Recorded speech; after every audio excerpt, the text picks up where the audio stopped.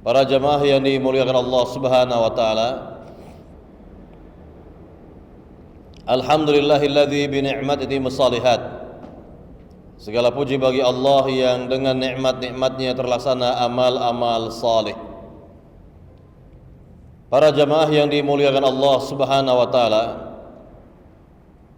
Kita berada pada hari-hari yang istimewa. Dari hari Senin kemarin tanggal 1 Zulhijjah. Nah, ini sampai kepada tanggal 10 Zulhijjah kelak, hari Rabu depan. Biidznillah, dengan izin Allah Subhanahu wa taala. Sekali lagi, ini merupakan hari-hari yang sangat istimewa sekali. Saking istimewanya, Allahu Rabbul Alamin bersumpah dengan hari-hari yang mulia ini. Allah berfirman, wal fajri walayalin ashar, demi waktu fajar dan demi 10 hari, yakni 10 hari pertama Zulhijjah. Inilah sumpah Rabbul Alamin. Tidaklah Allah bersumpah dengan nama makhluknya, melainkan pada makhluk tersebut memiliki keutamaan dan keistimewaan. Makhluk di sini adalah waktu, yang merupakan ciptaan Rabbul Alamin. Dari tanggal 1 sampai 10 Zulhijjah, ini adalah waktu yang tentunya Allah sebutkan lebih khusus. Kalau Allah menyebutkan waktu secara global dalam ayat yang lain, wal asri, demi waktu. Nah, ini secara global. Ya, secara umum, wal asri, demi masa, demi waktu. Tapi berkaitan dengan secara khusus, Allah nyatakan wal fajri walayalin ashar, demi waktu fajar dan demi 10 hari, kata Allah Subhanahu wa taala. Nah, inilah tentang keistimewaan, keutamaan hari-hari seperti ini yang Allahu Rabbul Alamin memberikan perhatian terhadap hari-hari yang mulia ini. Apa itu perhatian Rabbul Alamin? 10 hari pertama Zulhijjah ini, perhatian Allah ada pada amal-amal salih orang beriman.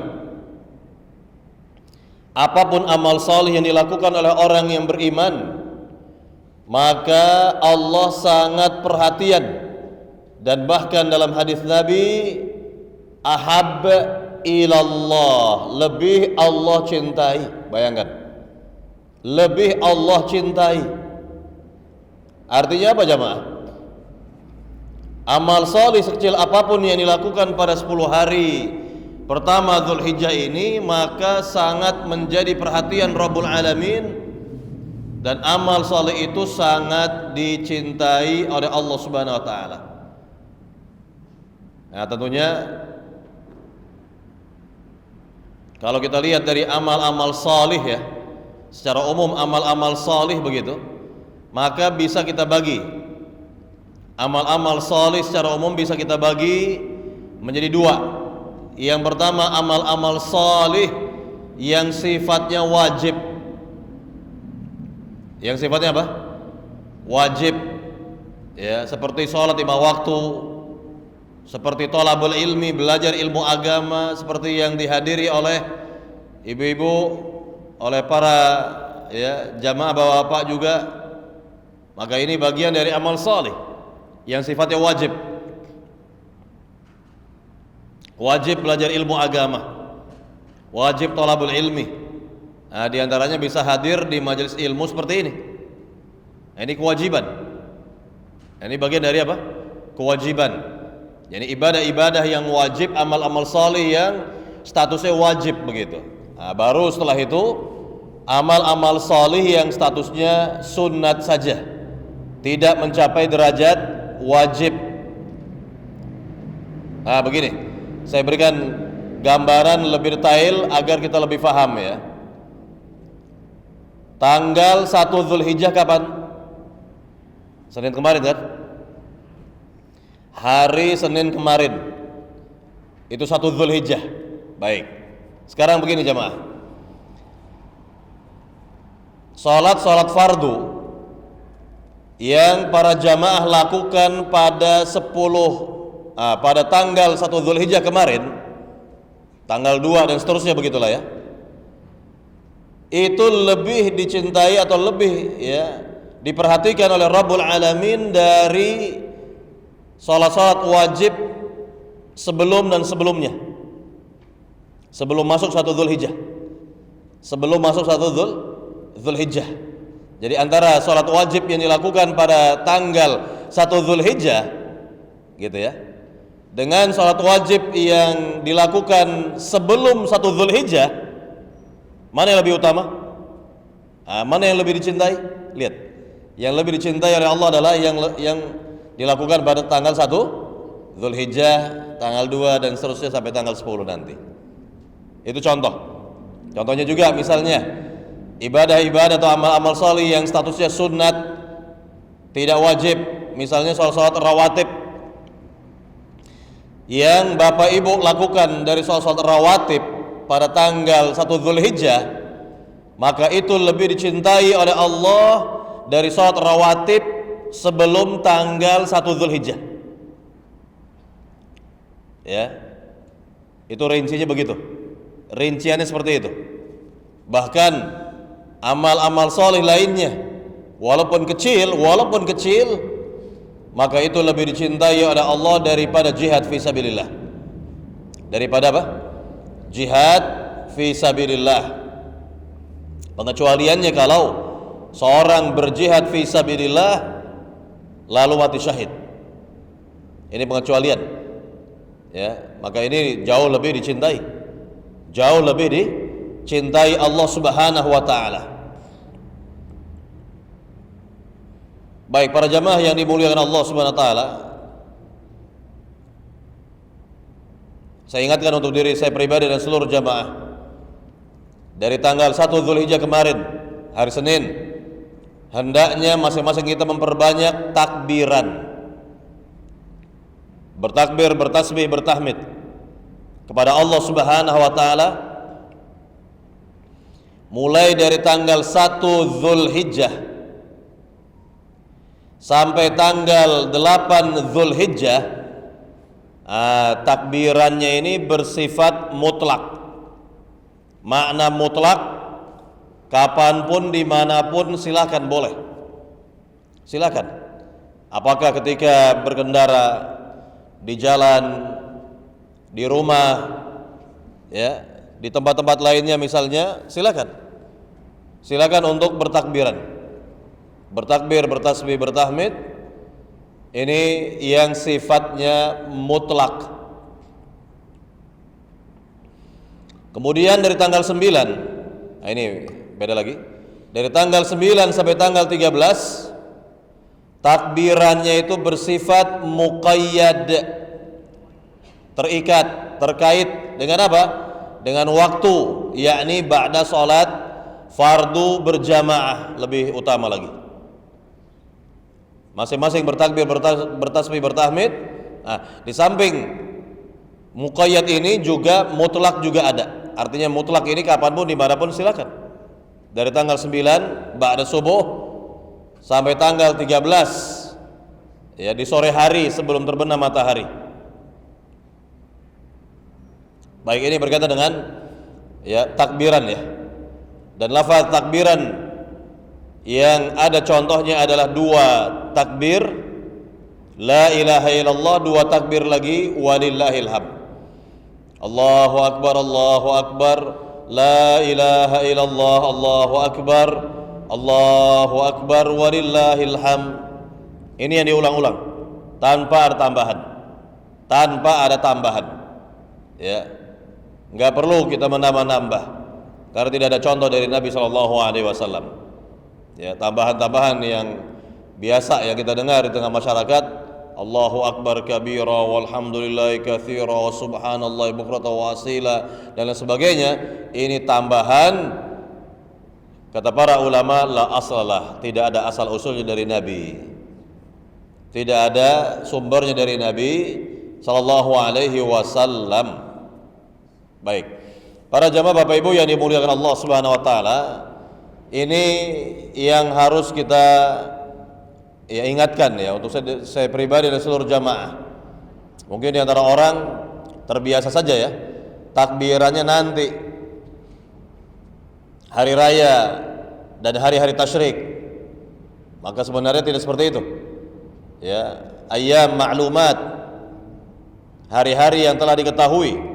Ini 10 hari pertama Dzulhijjah. Adapun ayyam ma'dudat, hari-hari yang terbatas, itu adalah hari-hari tasyrik. Kita untuk berzikir, mengingat Allah Subhanahu wa taala dengan cara bertakbir, bertasbih, bertahmid kepada Allah Subhanahu wa taala. Jadi ini yang perlu kita hidupkan ya. Kemudian ini kan kita mengkaji materi tauhid ya. Mengkaji materi tauhid, masalah takbir ini kita ingatkan nih. Barangkali ada yang belum tahu atau perlu diingatkan kembali. Masalah takbir bukan hanya di lisan kita ucapkan Allahu Akbar, tidak. Maka yang lebih penting adalah di hati. Pada saat kita ucapkan Allahu Akbar, maka hati kita betul-betul meyakini bahwa hanya Allah yang maha besar di alam semesta, besar secara zatnya, besar pula secara sifatnya. Bisa Bapak Ibu bayangkan, dalam hadis yang sahih Nabi jelaskan itu bahwa nanti ketika terjadi kiamat ini ya, 7 lapis langit, bumi ya, langit dan bumi ini berada pada genggaman Allah Subhanahu wa taala. Berada pada genggaman Allah Subhanahu wa taala.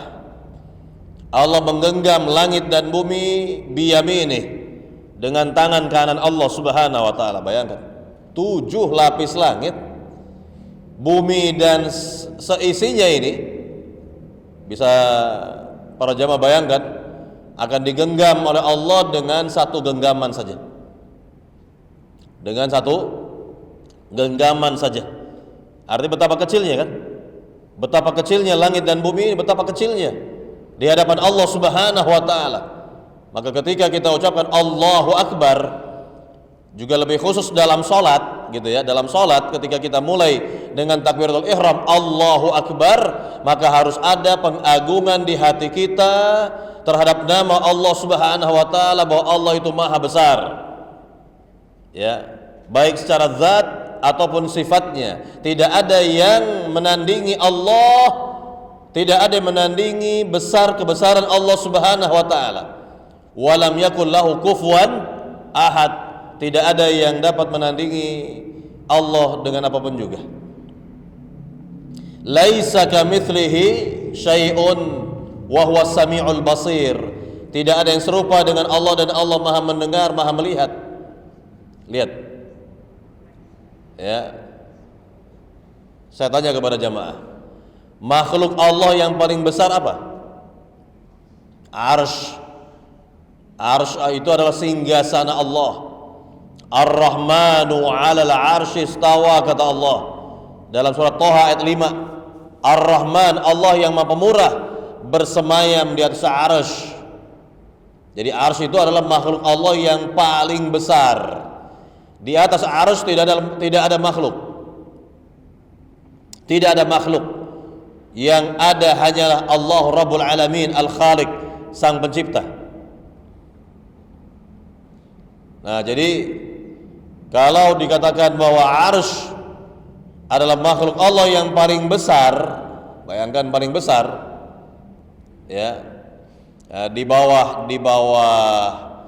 arsy itu ada kursi Allah. Allah punya kursi, Allah punya arsy. Kursi itu jauh lebih besar ketimbang langit-langit dan bumi. Jauh lebih besar kursi Allah itu, jauh lebih besar dari ya langit-langit dan bumi.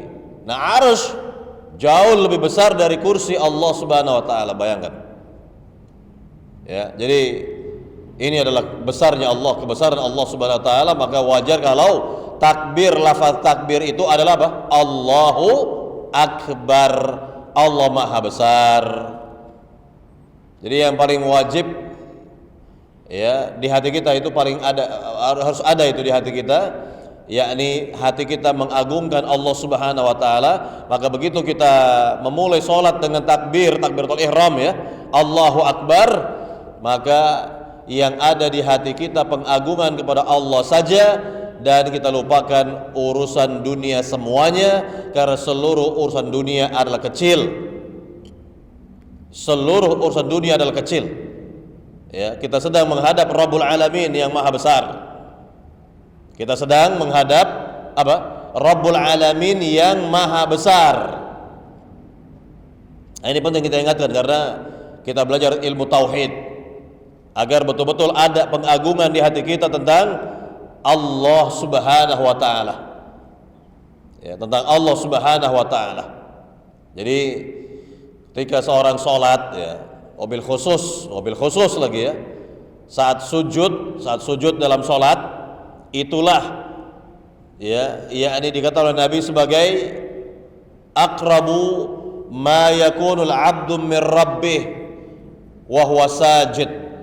Posisi di mana seorang hamba lebih dekat kepada Allah Subhanahu wa taala, yaitu dalam posisi apa?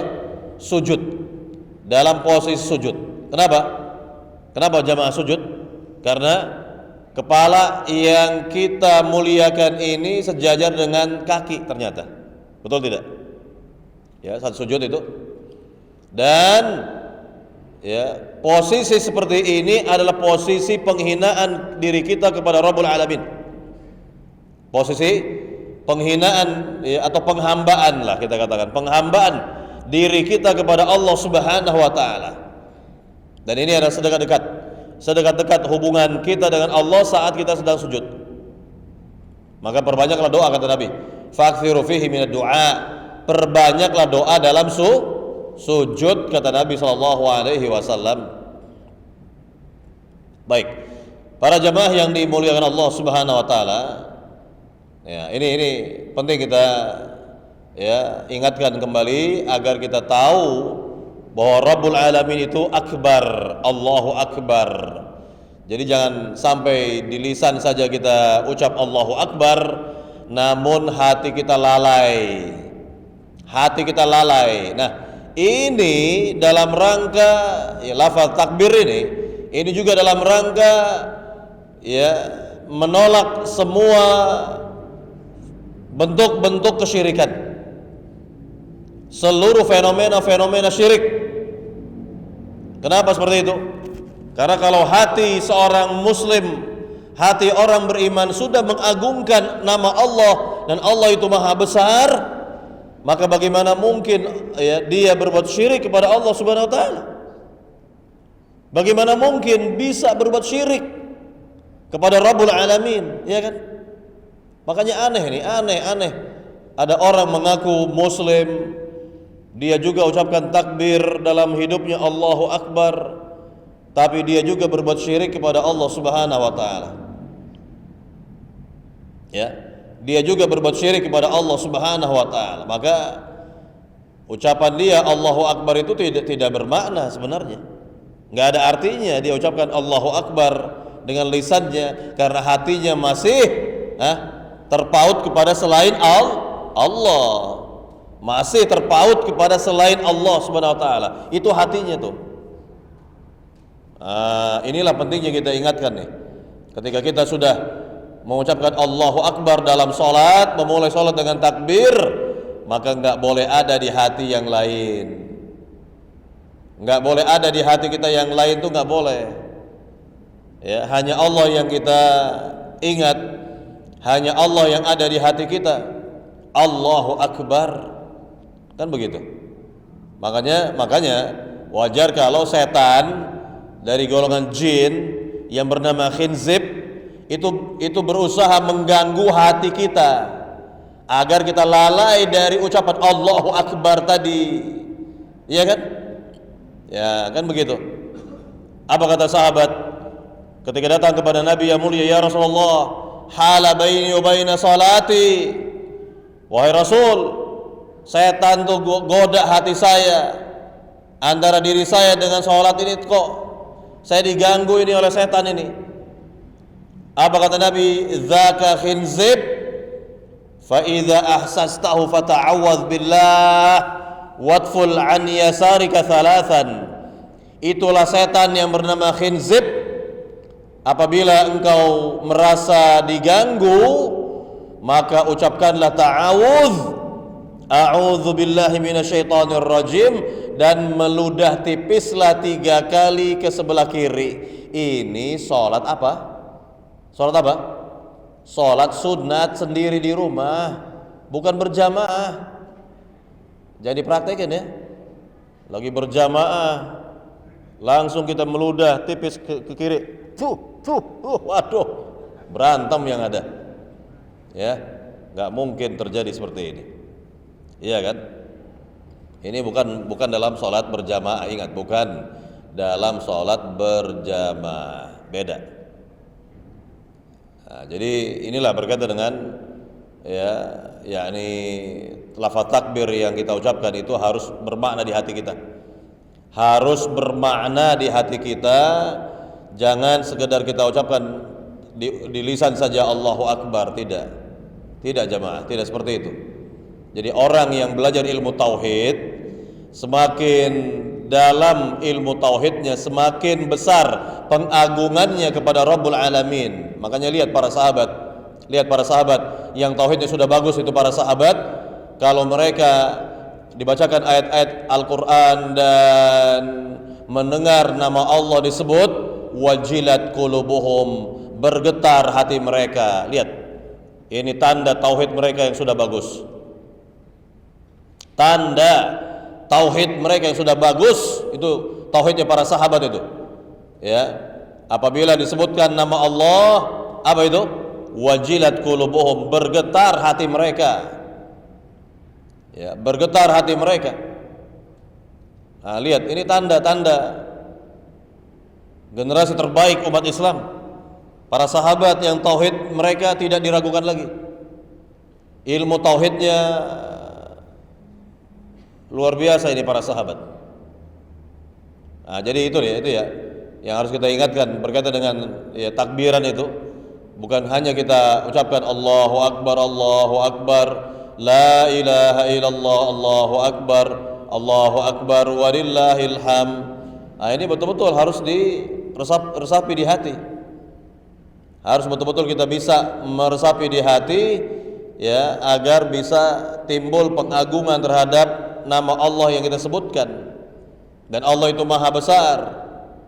Allah maha besar. Baik, para jamaah yang dimuliakan Allah SWT, ini beberapa hal yang perlu diingatkan ya, berkaitan dengan hari-hari yang istimewa ini. Kita harus berusaha mewarnai hari-hari yang istimewa ini dengan amal-amal salih. Ingat, dengan amal-amal salih, ya, walaupun kecil nggak ada masalah. Walaupun kecil amal salih tersebut, maka itu sangat dicintai oleh Allah Subhanahu wa taala.